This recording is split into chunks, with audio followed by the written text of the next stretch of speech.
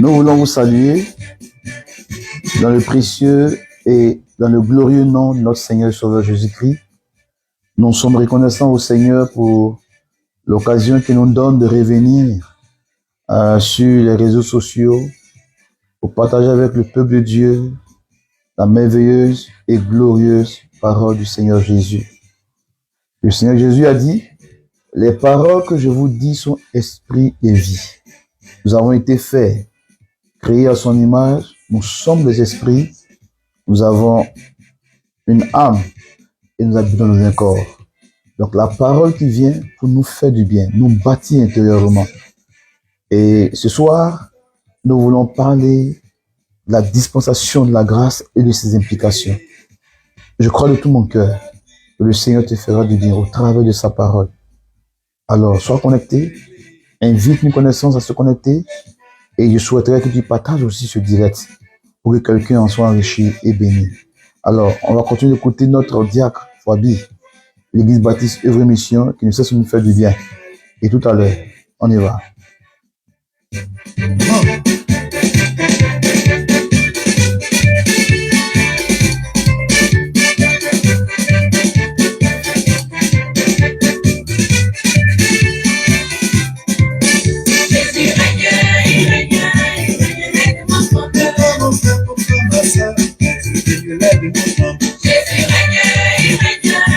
Alléluia.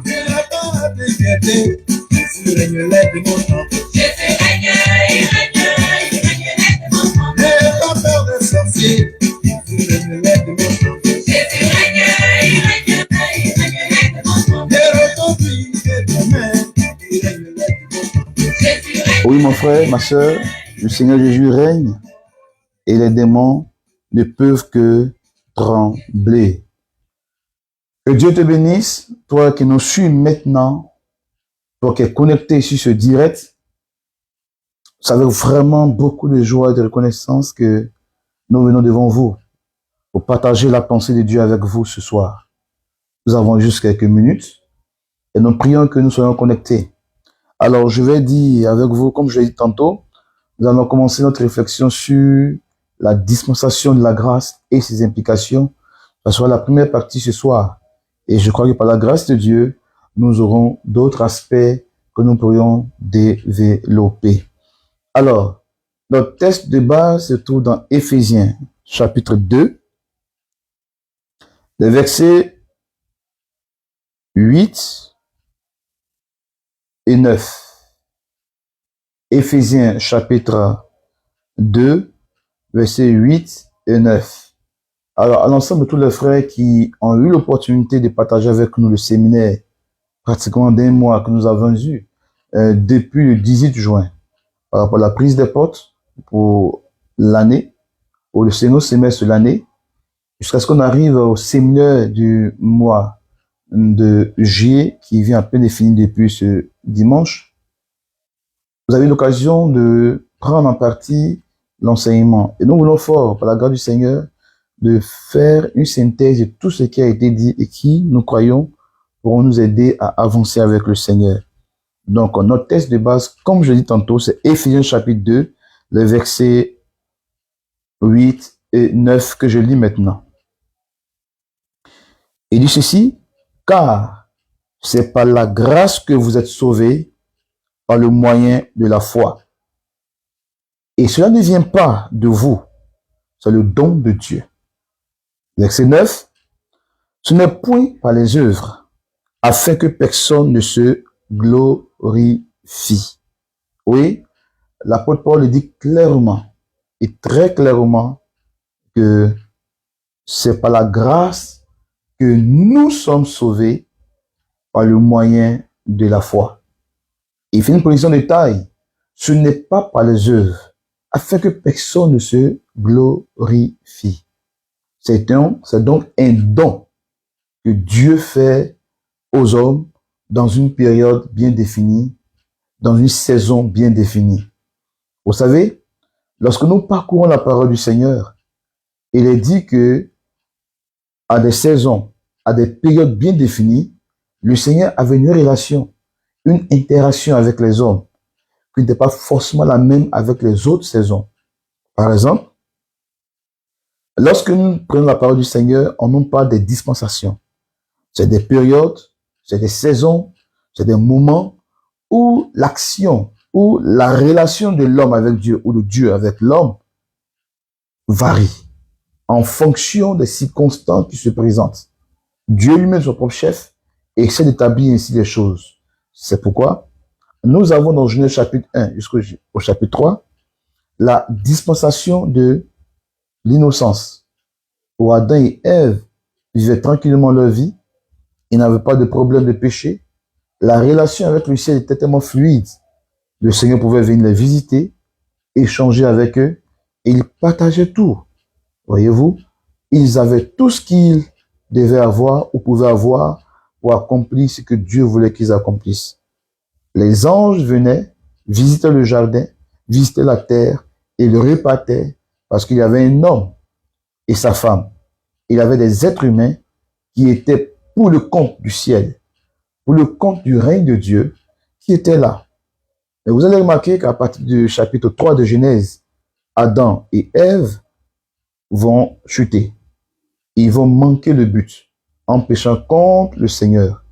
En ce moment, la relation que Dieu va avoir avec Adam et Ève qui ont chuté, qui ont péché, et avec le reste des hommes, ne sera pas la même relation qu'avec Genèse chapitre 1, 2.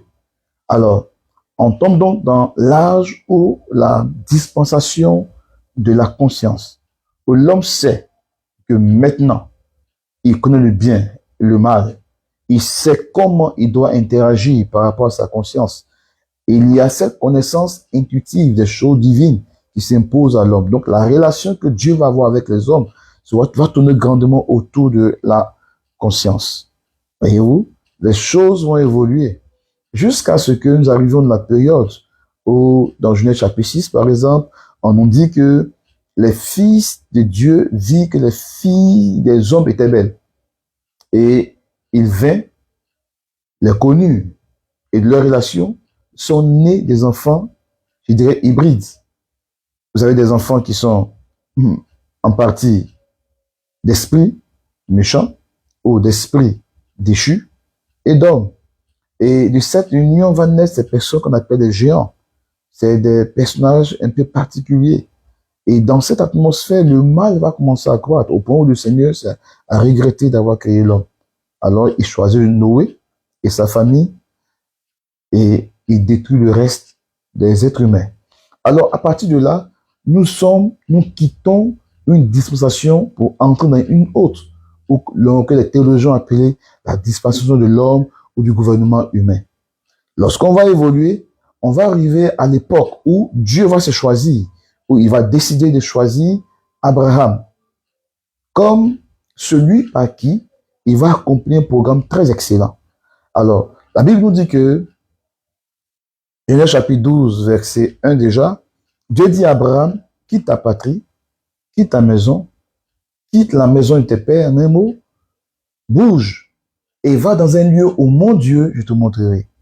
La Bible nous dit que Abraham a écouté la voix du Seigneur, il a obéi. Alors nous sommes entrés dans une autre saison de la vie de l'humanité qu'on appelle la dispensation de la promesse. De là, Dieu va enclencher de manière très concrète son programme de rédemption de l'humanité. Parce que vous remarquez que dans toutes ces dispensations, quand Adam et Ève ont péché, Dieu cherchait la voie pour sauver l'humanité. Donc, toutes les dispensations qu'on a déjà vues jusqu'à Abraham avaient un objectif principal, l'avènement de Christ, de Jésus-Christ, le sacrifice divin de Jésus, venir mourir pour les hommes. Alors, Dieu fait la promesse à Abraham et lui promet Isaac. Isaac naît par la suite. Et d'Isaac, on aura deux grandes générations, la génération avec les enfants d'Ésaü et ceux de Jacob. Et cette tribu ou ces enfants de Jacob, qui seront plus tard au nombre de 12, vont se retrouver avec leur famille en Égypte. Et la Bible dit pendant 400 ans, ou précisément 430 ans, ils sont restés dans cette atmosphère de bonheur, jusqu'à ce que après la mort de Joseph, le frère qui les a conduits en Égypte, le nouveau pharaon qui vient leur mène la vie assez dure. Et pendant cette période de douleur, de pleurs, de cris, Dieu va donc susciter un libérateur. Après les cris, évidemment, du peuple d'Israël, criant à Dieu, au Dieu de leur père Abraham, au Dieu de leur père Isaac, demandant l'intervention divine. Alors, il faut remarquer que le Seigneur avait dit à Abraham que le peuple, ton peuple, sera un jour dans un pays où il sera esclave, mais après ce moment d'esclavage, je veux le faire sortir de là avec de grands biens pour l'envoyer dans la terre promise où en ce moment Abraham était, pendant que Dieu s'est révélé à lui pour lui dire que le territoire lui appartiendrait à lui et à sa destinée. Alors, Israël a fait ses 400 ans et 430 ans selon en Égypte. Dieu va donc susciter qui? Un homme qu'on appelle Moïse, l'un de leurs. Par qui? Il va les faire sortir à bras puissants de l'Égypte. En ce moment précis, nous quittons la dispensation de la promesse avec papa Abraham et nous rentrons dans une autre saison, une autre dispensation qu'on appelle la dispensation de la loi, avec à sa tête Moïse, qui doit diriger non pas seulement un troupeau ou des personnes, mais une nation. Dieu va donc imposer à Israël la dimension des lois pour régir la nation d'Israël. Alors, si nous suivons très bien la chronologie des faits, quand Israël est sorti de l'Égypte, dans Nombre, chapitre 19, verset 1 à 6, ou précisément à 3, Nombre, chapitre 19, verset 1 à 3, le Seigneur va dire à Israël, juste après 3 mois qu'il soit sorti de l'Égypte, il va les congédier, il va les convoquer de manière solennelle au mont Sinaï. Et il va demander à Moïse de monter, prendre la table de la loi, et de descendre pour leur dire ce que Dieu attendait d'eux. Il dit, vous, Israélites, en substance, je vous ai fait sortir de l'Égypte pour que vous soyez pour moi un peuple de rois et de sacrificateurs. Donc la pensée de Dieu de faire de cette nation une nation distinguée pour les causes, pour l'intérêt de Dieu était d'actualité. Alors il fallait à cette nation des lois. Moïse vient avec la loi et partant de là, Israël va voyager dans le désert pendant 40 ans et vont entrer plus tard dans le pays promis et les lois qui régissent la vie d'Israël vont prendre de plus en plus d'essor. Il y aura des lois qui vont s'ajouter aux lois fondamentales que Dieu a données, telles que les 10 commandements. Tu aimeras le Seigneur ton Dieu de ton cœur, de ton âme, tu ne voleras point, tu ne commettras point l'adultère, etc., etc. Il y a d'autres lois qui vont s'ajouter, que Dieu va leur imposer pour les amener à marcher dans une certaine relation personnelle avec le Seigneur. Il y a par exemple la loi du Shabbat et chaque vendredi soir, on rentrait dans le repos. Les Israélites devaient se reposer de toute activité pour passer le temps à adorer le Seigneur. Et vous voyez que autour, par exemple, du Shabbat, il y a d'autres lois qui sont agrippées. Du genre, quand c'est le Shabbat, on ne doit absolument plus rien faire. Quand c'est le Shabbat, on ne nous permet pas de porter des fagots. Il y en a qui sont très loin. Pour dire la période du Shabbat même, il faut mesurer le nombre de pas que tu dois faire pour ne pas arriver dans une dimension de travail parce qu'on doit se reposer. L'histoire nous dit comme ça que il y a même des peuples, voyez-vous, qui, le jour du Shabbat, tellement concentrés au Seigneur pour adorer le Seigneur, ne se permettaient point d'aller au petit coin. Mais ils avaient le besoin.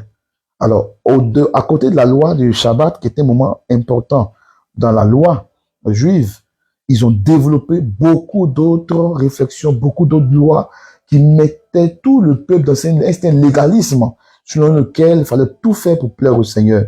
Alors pour eux, tout ce qu'ils faisaient, tout ce qu'ils devaient faire dans la loi, devait les amener à se rapprocher de Dieu.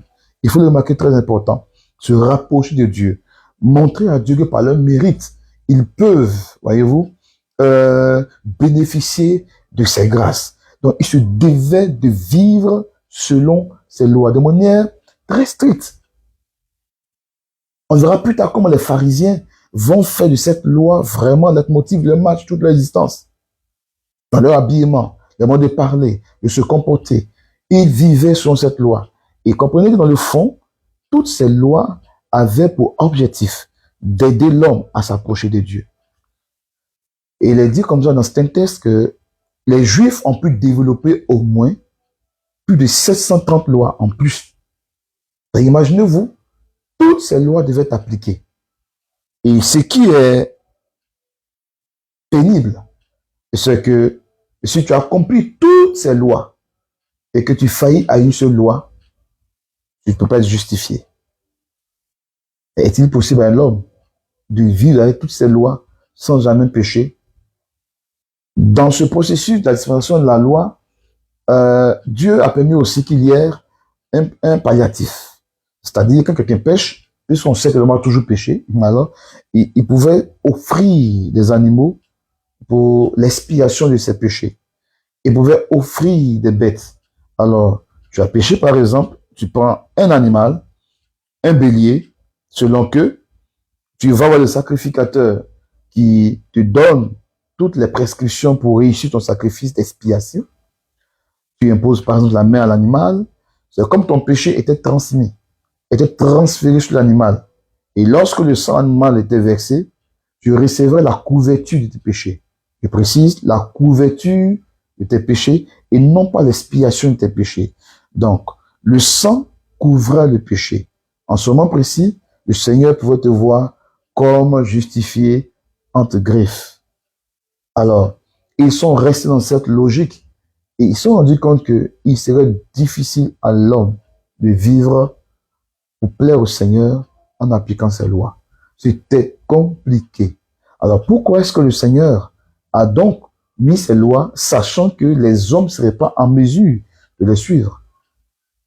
Comme je l'ai dit, c'est un État.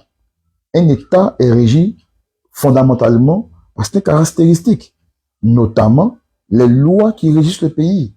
Ici, dans notre pays, ou dans plusieurs pays des nations dans le monde, il y a ce qu'on appelle la Constitution, qui est le creuset de toutes les lois qui régissent la société. Donc, il fallait des lois pour ordonner le peuple d'Israël. Rappelez-vous, 430 ans en Égypte, livrés à eux-mêmes, un peuple de ce genre, dans le désert, vers le pays promis, s'il n'y a pas de loi pour les cadrer, c'est difficile. On aurait assisté à beaucoup de désordre. Donc, cette loi-là venait pour les aider. Au-delà, Dieu voulait amener l'homme de manière générale à comprendre que c'est lui Dieu qui peut nous faire du bien. C'est lui Dieu qui peut nous aider. C'est lui Dieu qui peut nous aider à marcher en communion avec lui. C'est pas nos œuvres, c'est pas tout ce que nous pouvons faire comme rituel, comme action qui peut vraiment nous aider. Donc le plan du Seigneur est clair.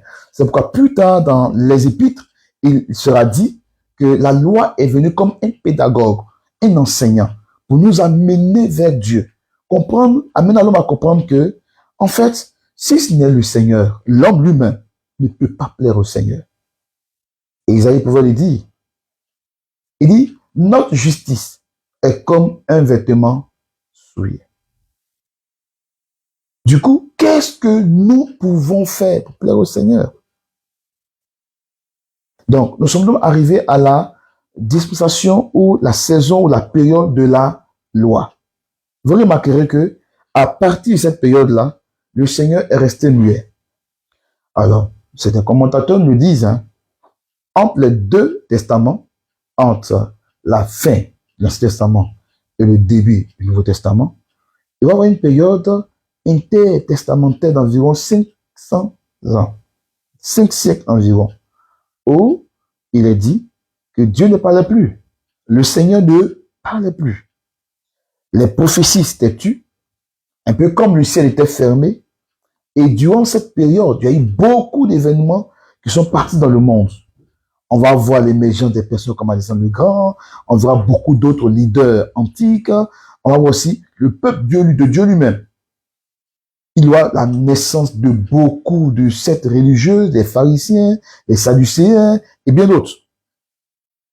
On va voir des périodes où on va passer à la Septante, où des gens vont se retrouver pour essayer de travailler sur la Bible, les textes sacrés, et ainsi de suite. Il y aura beaucoup d'événements. Mais entre-temps, le Seigneur ne parlait plus. La vie va continuer ce qu'elle devait faire. Les Juifs vont continuer à se fourvoyer dans la loi qu'ils avaient et le Seigneur regardait. 5 années, comme pour mettre une pause. Une pause pour annoncer une nouvelle saison, une nouvelle dispensation. C'est là que notre réflexion de ce soir, pour ma part, doit captiver notre attention. Le Seigneur c'est une pause de près de 5 siècles où il ne dit rien. Et donc de Malachie jusqu'à Matthieu. C'est pourquoi généralement dans nos Bibles, si vous remarquez, ceux qui ont une Bible en papier, vous verrez que entre l'Ancien Testament et le Nouveau Testament, généralement il y a une page blanche, une feuille blanche, pour signifier un peu cette période de silence, cette période de feuille blanche, cette période où le ciel était comme fermé. Et quand Jésus commence son ministère, vous remarquez, d'abord le Seigneur annonce cette nouvelle saison, cette nouvelle dispensation par le ministère de Jean-Baptiste, qui lui vient pour interpeller la conscience. Il y a longtemps qu'il n'a pas eu de prophète de cette dimension parlée de la part de Dieu. Il y a longtemps que Dieu s'était tu. Alors Jean-Baptiste vient comme le griot, il vient comme l'annonciateur, comme le héros, comme on le dit dans l'Antiquité, dans l'Empire romain. Le héros, c'est lui qui vient pour annoncer quelque chose de la part des autorités de la ville, du pays. Donc un héros qui vient crier pour dire aux gens, réveillez-vous, préparez le chemin du Seigneur parce qu'il arrive. Voilà le message du message de Jean-Baptiste. Il vient préparer l'espace. Alors, parce que les prophètes autrefois étaient vraiment entendus, écoutés. Et quand il vient avec le dynamisme, avec l'assurance qu'il avait, il va commencer à mettre les choses en ordre pour préparer le cœur du peuple. Jusqu'à ce qu'un jour, les religieux, les sadducéens, les pharisiens, le Sanhédrin peut-être envoyer des gens pour lui demander s'il était le Christ. Et non qu'il n'est pas le Christ, il laisse la voix de celui qui crie dans le désert. Préparez le chemin du Seigneur, aplanissez le chemin. Il dit, après lui viendra le Christ. Et il a dit, il n'était pas digne de délier le courroie de ses pieds. Bien aimé, c'est tellement excellent de comprendre que Dieu valorise cette nouvelle saison qui s'annonce. Alors, le jour que le Seigneur Jésus-Christ il commence son ministère, il va au Jourdain, il est baptisé par Jean-Baptiste, et quand il sort de l'eau, la Bible dit, le Saint-Esprit descend sur lui en forme de colombe, le ciel s'ouvre, et une voix se fait entendre pour dire, celui-ci est mon fils bien-aimé. Bien-aimé. Là, nous entrons effectivement dans une saison introductive de la nouvelle dispensation qu'on appelle la grâce. Cette dispensation qui est une période, c'est vrai, mais qui vient avec beaucoup d'implications, qui vient avec beaucoup d'avantages, qui vient avec beaucoup, je dirais, de grâce. C'est en ce moment que nous pouvons dire que la grâce ou la dispensation de la grâce, dans cette période, Dieu nous fait grâce de tout. La grâce, c'est quoi? C'est une faveur que Dieu nous fait qui ne découle pas de nos mérites. Dans la loi, l'homme devait tout faire pour mériter la bénédiction du Seigneur. L'homme devait tout faire pour bénéficier de la prospérité qui vient de Dieu. L'homme devait tout faire pour bénéficier de la santé divine. L'homme devait tout faire en appliquant les lois pour avoir la protection divine. L'homme devait tout faire lorsqu'il péchait pour qu'il ait une nouvelle image et de faire des sacrifices pour que son image soit rehaussée. Mais il faut appliquer ces lois. C'était difficile. Donc l'homme se fouvoyait chaque fois. Maintenant, la dispensation de la grâce, la Bible dit, et c'est ce que nous avons lu d'entrée, que je vais relire encore votre permission, dans Éphésiens chapitre 2, verset 8. Il dit ceci. C'est par grâce que vous êtes sauvés. Par le moyen de la foi, et cela ne vient pas de vous, c'est le don de Dieu. Il dit, ce n'est pas par les œuvres, afin que personne ne se glorifie. Dans la dispensation de la loi, il fallait montrer par ses œuvres pour qu'on ait la faveur de Dieu. Mais c'était impossible de plaire au Seigneur parce que chaque fois, on retombait dans le péché. Mais dans la dispensation de la grâce, on est sauvé, pas par nos mérites, mais par une faveur, un décret divin qui nous dit que Dieu lui-même prend sur lui et nous donner tout ce dont nous avons besoin pour vivre heureux, tranquille et épanoui. Dieu lui-même nous donne le salut gracieusement. Seulement que il faut qu'on ait notre foi pour saisir cette grâce. Alors, regardez. Si nous remontons dans le livre de Ésaïe chapitre 53, nous verrons là que le prophète Ésaïe a annoncé les retombées du sacrifice de Jésus. Lequel sacrifice nous introduit légalement dans la dispensation de la grâce. Le sacrifice de Jésus nous donne de rentrer dans une saison où tout est déjà acquis d'avance pour nous. Le sacrifice de Jésus, oui, c'est là que tout commence. Mais écoute-moi très bien, la part du Seigneur. Grâce au sacrifice de Jésus, nous entrons dans une saison où pour avoir la prospérité, tes œuvres, Dieu n'en veut pas. Ou pour avoir la santé, tes œuvres ne peuvent t'accorder la santé. Ou pour avoir la protection, même le pardon de tes péchés, ce n'est plus par tes œuvres, ce n'est plus par tes jeûnes, ce n'est plus par tes mortifications. Non. Dieu lui-même a pourvu au pardon de nos péchés. Dieu lui-même a pourvu à notre restauration, notre délivrance du péché. Dieu a pourvu à ça. Dieu a pourvu notre prospérité. On va lire ensemble Ésaïe chapitre 53, prophétisé par Ésaïe, qui a été accompli dans le livre de, par exemple, Matthieu chapitre 26, où on parle de la crucifixion de Jésus-Christ, et tous les aspects de la crucifixion étaient les moyens que Dieu mettait en œuvre pour que plus jamais tes efforts personnels soient la source de la bénédiction de Dieu, mais que Dieu, tu comprends que Dieu a déjà pourvu. Et on verra plus tard.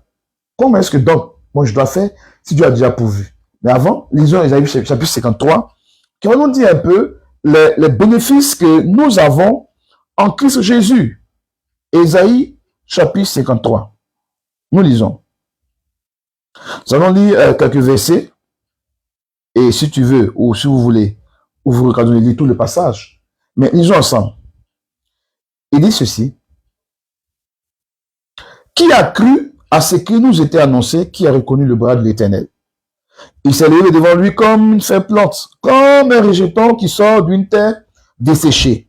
Il n'avait ni beauté, ni éclat pour attirer nos regards. Et son aspect n'avait rien pour nous plaire.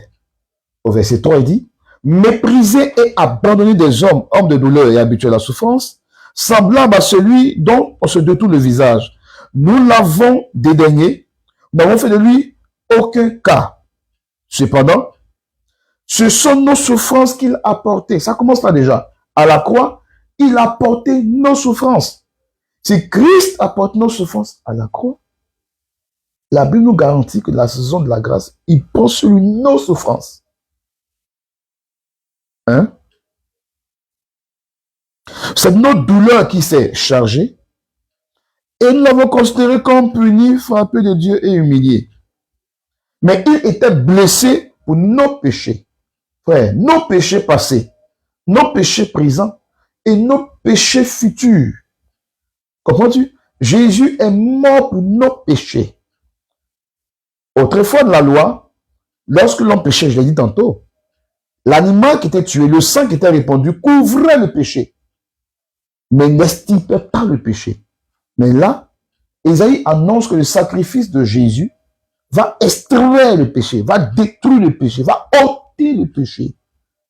C'est pourquoi aucun péché ne peut te culpabiliser à vie si tu as donné ta vie à Jésus. Aucun péché ne peut te maintenir dans la bassesse. Comme tu as péché à ce niveau, on ne peut plus rien faire pour toi. Non.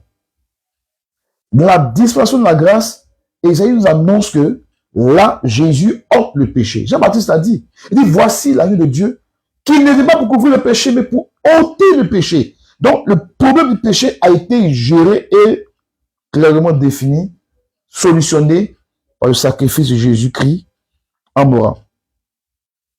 Il dit, nous l'avons, il dit, blessé, verset 5, bien sûr, mais il était blessé pour nos péchés, brisé pour nos iniquités. Le châtiment qui nous donne la paix est tombé sur lui. Et c'est par ces maîtrisures que nous sommes guéris. Donc, le châtiment qui donne la paix, Jésus a pris ça sur lui. Donc, il n'y a pas de raison que si tu es en Christ, la dispensation de la grâce, que tu primes pour avoir la paix en ton âme. Prie pour avoir la paix autour de toi.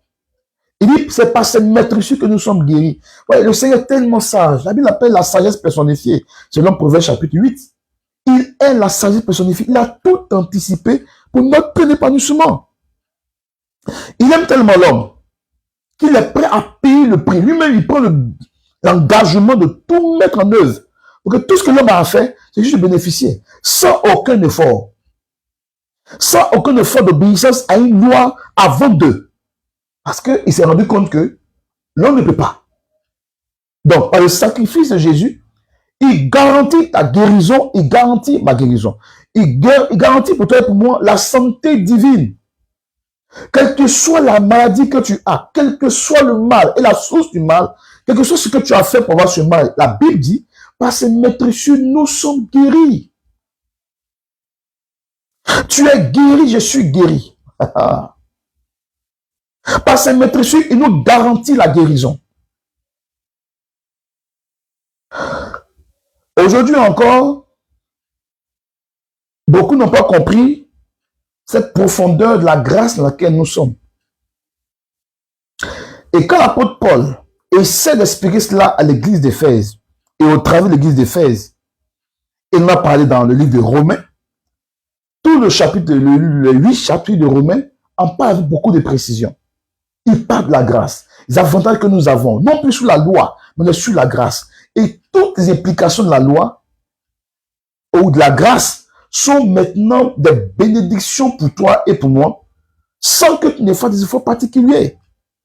Tout ce que tu as fait, selon Éphésiens chapitre 2, verset 5, c'est que tu tentes ta foi, que tu crois que ce que Christ a fait à la croix est pour ton plein épanouissement, pour ta délivrance, pour ta guérison, pour ta restauration, pour ta prospérité dans tous les sens, ta victoire sur le monde des ténèbres, sur la sorcellerie, tout ce qui est magie, maraboutage, envoûtement. Le sacrifice de Jésus te garantit la liberté. Je ne dis pas, sur la parole du Seigneur, que quand tu vas voir au ciel, tu auras toute la paix, la guérison. Non, ça commence sur la terre et Dieu dit, je vous le donne gracieusement. C'est ce que Paul dit dans Éphésiens chapitre 2. Il dit, c'est par grâce que nous sommes sauvés. Beaucoup se limitent au fait que sauver veut dire, on a été sauvé pour le ciel, sauvé de l'enfer. Oui, mais allons plutôt plus loin dans le mot sauvé, qui selon le grec, parle de sozo. Alors, dans l'explication du mot sauvé, sozo, il n'y a pas seulement qu'on est sauvé de l'enfer, mais il y a la dimension de la délivrance.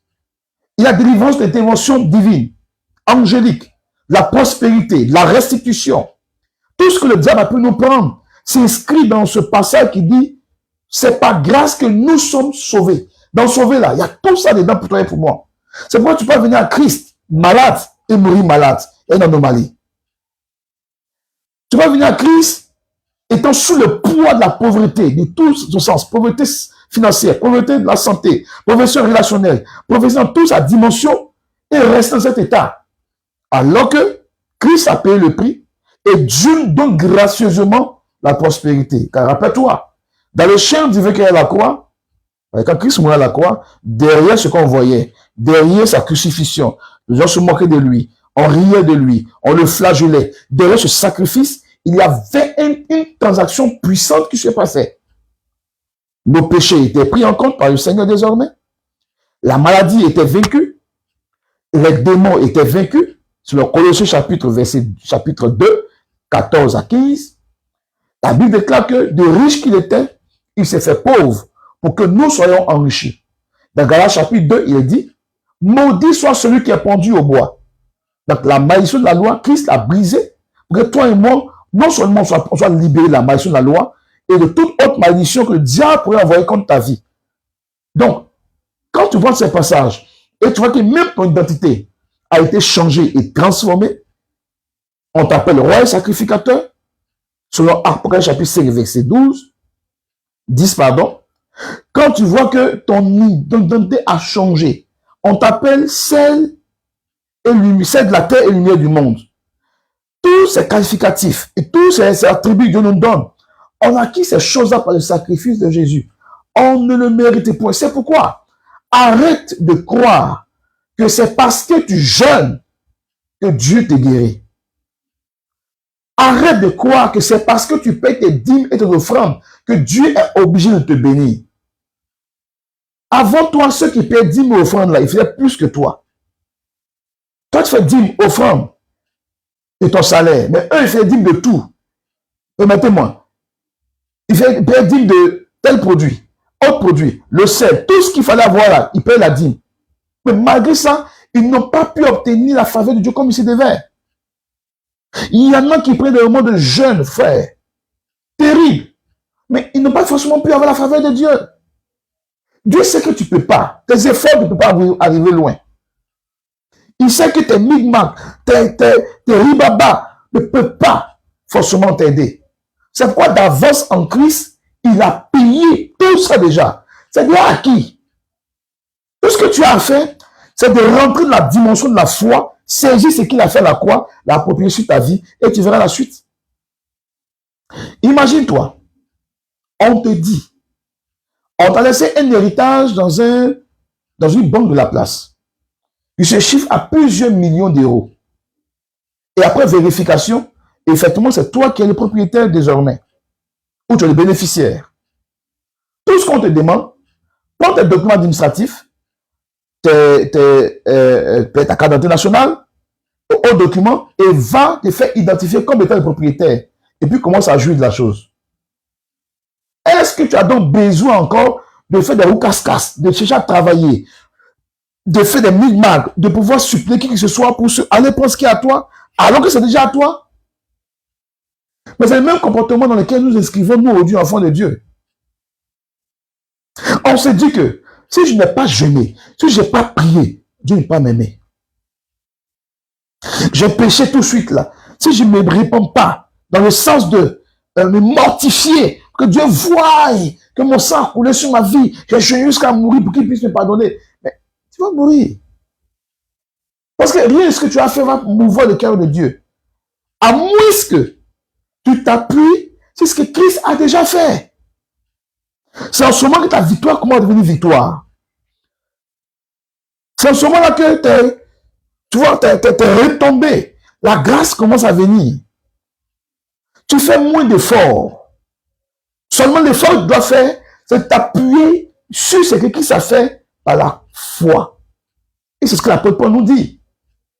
Il dit, ce n'est pas par les œuvres pour que personne se glorifie. Non, comme j'ai fait ci, j'ai fait ça, voilà pourquoi Dieu m'a fait ci, Dieu m'a fait ça. Non. Si tu es dans cette logique, par exemple, si tu es malade, et que tu attends que le Seigneur te guérisse, c'est pourquoi tu lis ta Bible, tu pleures devant lui, tu attends cela, tu vois, tu risques de nous dévancer au ciel avant le temps. Mais quand tu vas commencer à voir la dimension selon laquelle, parce que le Seigneur a déjà payé le prix, ce n'est plus ton effort qui fait quoi que ce soit, que tu appuies sur l'œuvre achevée pour réclamer ce qui t'est rêvé de toi, tu verras les résultats t'accompagner. Tu es prospère, tu vas être prospère. La Bible déclare que elle a été pauvre, elle s'est enrichie. Tout le monde pauvre, la prospérité. Mais que d'activités de loi ou d'activités de principes de loi qu'on applique dans le souci de faire bouger Dieu. Là que Dieu va nous voir, on va voir qu'on est sincère pour... Non, ça ne marche pas. C'est ce que la loi a fait. Et Dieu s'est tué pendant un temps, il dit non, il faut que j'arrête. Parce que les hommes là me donnent mal à la tête. Je vais trouver un moyen le plus simple. Lui-même, il vient, il dit, bon, les gars, je paye tout ça. Ne faites plus rien pour mes pouvoirs. Moi, je vous donne gratuitement. Tout ce que je vous demande, comme c'est une dimension de spirituelle, usez de votre foi pour saisir. On dit ça, c'est compliqué et c'est trop simple. Ah! Il faut que je jeûne au moins 21 jours, 40 jours. Alors là, Dieu va voir que j'ai besoin de sa puissance. Mais tu peux ton jeûne n'a que la puissance de Dieu. Mais pourquoi ne pas réaliser que Christ m'a donné sa puissance, m'a donné sa vie, et que dans cette vie, la puissance se trouve. Il m'a donné gracieusement. Tout ce que je peux demander au Seigneur, Comment faire pour mettre en mouvement la puissance et l'onction que tu as mis en moi?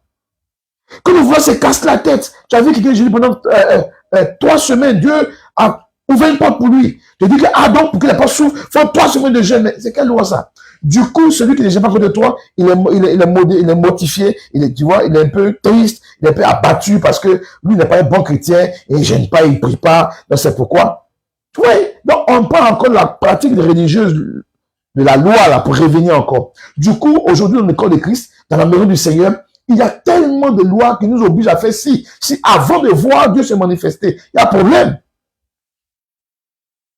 Pourtant, Dieu s'est déjà manifesté en Christ.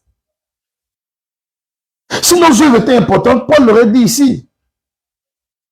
Il dit, ce n'est pas par les œuvres, afin que personne ne se glorifie pour dire, comme j'ai fait ça avant, non, c'est par grâce. C'est une faveur que tu ne mérites même pas. Il nous a donné guérison, il a donné prospérité, il a donné délivrance, il a acheté notre nom, il nous donne une garantie le ciel. C'est par grâce. Mais pourquoi forcément tu veux montrer tes œuvres pour que Dieu te... Voilà pourquoi beaucoup de chrétiens sont fatigués dans le combat spirituel. Ils peut jusqu'à, il va pas dire, mais Seigneur, jusqu'à quand? Je suis fatigué, je suis fatigué. Tu vas te fatiguer parce qu'en fait, tu n'as pas compris comment Dieu opère. Parce que la logique de laquelle tu es parti là, tu as la logique de la loi avant là. C'est la même chose comme eux. Pourtant, il dit non, on n'est plus cette loi-là, on est sur la grâce. Donc, change votre mentalité. On dit, non, il faut faire. Parce qu'on a vu autrefois, dans la loi, ou bien avant là, il y a un qui a fait ça, donc il y a eu tel résultat. Donc, tu dois faire chose. Mais si tu penses que c'est le même comportement, même dispensation, on n'est pas dans la même dispensation. Du coup, ce qui s'impose à toi et à moi, tu dois savoir que comporte le salut, la grâce et le salut que nous avons en Christ. 2, il dit par le moyen de la foi. Qu'est-ce que donc la foi? Qu'est-ce qu'il veut dire? Quelle est la force, la foi pour nous permettre de matérialiser ce qu'il nous a donné? Voilà des questions intelligentes à laquelle toi et moi on doit répondre. Mais arrêtez de faire la courroux casse-casse, d'enverrer là. Ah, là, j'ai tant jours. Ah, il est super chrétien. Moi-même, je suis quel type de chrétien? Non. Écoutez-moi très bien. Remarque importante. Je ne suis pas en train de dire que jeûner, prier, lire sa Bible, payer 10 offrandes, c'est mauvais. Non. Mais nous disons, si tu penses que jeûner, prier, lire ta Bible, méditer et faire tout ce qu'on fait à l'église là, va t'amener à être apprécié de Dieu, tu vas échouer. Parce que les pharisiens ont fait pire que toi. Je déjà dit quelque part, si votre justice ne dépend pas des pharisiens, le ciel sera compliqué pour vous. Or, c'est difficile. C'est pourquoi toi et moi, on doit se référer, on doit se connecter, on doit être attaché à l'œuvre de Christ à la croix, où il a tout payé. Quand il a fini, tout est accompli. Mais il a dit, je suis pas venu pour abolir la loi, mais pour l'accomplir. Il a tout accompli. Donc toi et moi en Christ là, mon frère, on se lave les mains, on use la foi. Comment on fait? Et puis on exécute.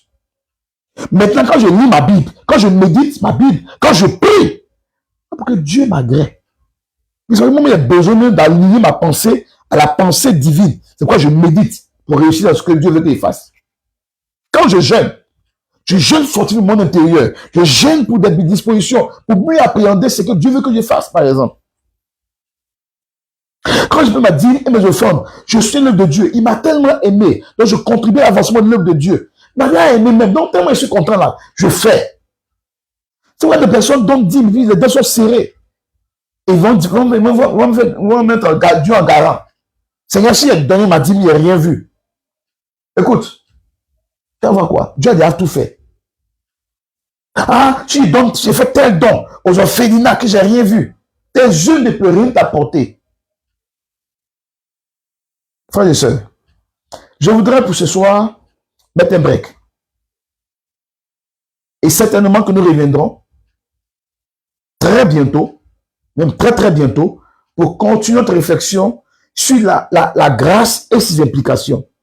Je crois de tout mon cœur. Il y a des gens qui sont libérés dans leur tête, dans leur cœur, de leur relation avec le Seigneur, de penser que c'est parce qu'ils font ci, ça que Dieu les aime. Tu vas faire quoi pour plaire à Dieu? Le péché. Mais quand il dit il t'a aimé, c'est sans condition. C'est pourquoi je bénis le Seigneur pour les prostituées, les drogués, les ivrognes, les gens de mauvaise vie dans lesquels nous tous on était. Il nous fait sortir là-bas, il nous nettoie. Et puis nous fait de nous des serviteurs, des servants pour sa gloire. On mérite quoi? Rien. C'est pas grâce. Donc, arrête de culpabiliser mon frère, ma soeur. Parce que tu n'as pas gêné comme l'autre. Tu n'as pas fait ci comme l'autre. Tu te sens minimisé, ridiculisé. Dieu n'aime pas tout parce que moi, je ne sais pas dans ceux-là que Dieu aime. Non, écoute-moi très bien. Les yeux ne peuvent rien faire. Dieu t'aime tel que tu es. Tu as aimé le premier. Tu vas tomber. Tu vas te répondre. Tu vas te relever par amour. Si on dit moi, dites-moi, votre bien-aimé, le brigand à la croix, qu'est-ce qu'il a posé comme acte pour que Dieu puisse lui pardonner? Alors que dans la loi, tu n'as rien fait, tu es déapprouvé du Seigneur. Mais qu'est-ce qu'il a fait? Il a reconnu, il a ouvert son cœur par la foi à l'œuvre que Jésus a accomplie pour lui. Il a fait une requête. Sa foi a parlé. Il dit, souviens-toi de moi, Seigneur, quand tu seras dans ton paradis. Et la réponse du Seigneur, aujourd'hui même, tu seras avec moi dans le paradis. Frère, qu'est-ce qu'il a fait de particulier? Et toi, aujourd'hui, la vie chrétienne, là, tu veux prouver à Dieu, tu fais des sacrifices pour plaire à Dieu. Arrête ça. Tu ne peux pas plaire à Dieu. Lui, t'a aimé. Tu lui plais déjà. Tu lui plais déjà. Il t'a aimé tel que tu es en Christ. Tout ce qu'il te demande, dis-lui merci pour l'amour qu'il a pour toi. Sers-le. Marche avec lui. Aime-le. Il connaît tes faiblesses, il connaît tes manquements. C'est pour cela qu'il a donné son fils Jésus. Pour que toi et moi, croyons en Jésus, et à tout ce qu'il nous apporte comme grâce, nous puissions vivre tranquillement. Maintenant, nos combats, nos jeûnes, nos délivrances, et tout ça, ça devient plus fluide parce que cette fois-ci, on a une garantie solide que tout ce que nous faisons a été déjà acquis pour nous. C'est pas nous qui allons créer l'histoire. Dieu a fait l'histoire, il a tout bouclé, il dit voici. Telle la pensée de l'apôtre Paul. C'est par grâce que vous êtes sauvés par le moyen de la foi. Afin que personne ne se glorifie. Il ne sait pas par les œuvres. Afin que personne ne puisse dire, c'est parce qu'il a fait ci, il a fait ça, que Dieu a fait ça. Demandez à tous hommes de Dieu, tous hommes d'affaires, craignant le Seigneur, s'ils ont compris ce principe, ils vous diront, en réalité, on s'est appuyé sur les acquis à la croix pour avancer avec assurance dans tout ce que nous faisons. Et nous voyons la main du Seigneur. Parce que quelqu'un a payé le prix. Nous y revenons par la grâce de Dieu. Je voudrais donc m'arrêter là pour ce soir. Que Dieu vous bénisse. Dieu vous bénisse richement. Alors nous sommes ouverts à toute préoccupation, à toute question sur le sujet. N'hésitez pas. Surtout, je t'en prie, mon frère, ma soeur, qui a suivi cette vidéo et qui va la suivre, partage avec un frère, un ami, une connaissance. Échangeons. Le sujet est intéressant. Il va déranger beaucoup de personnes qui n'ont pas compris ces principes et qui sont restés tout en étant chrétiens dans la loi. Au point où aujourd'hui, ils se rendent compte que la vie chrétienne est tellement bizarre. Et à cause de la bouche des gens, ils sont dedans quand même. Parce qu'il n'y a pas de liberté. Or, c'est pour la liberté que Christ est venu. Que Dieu vous bénisse.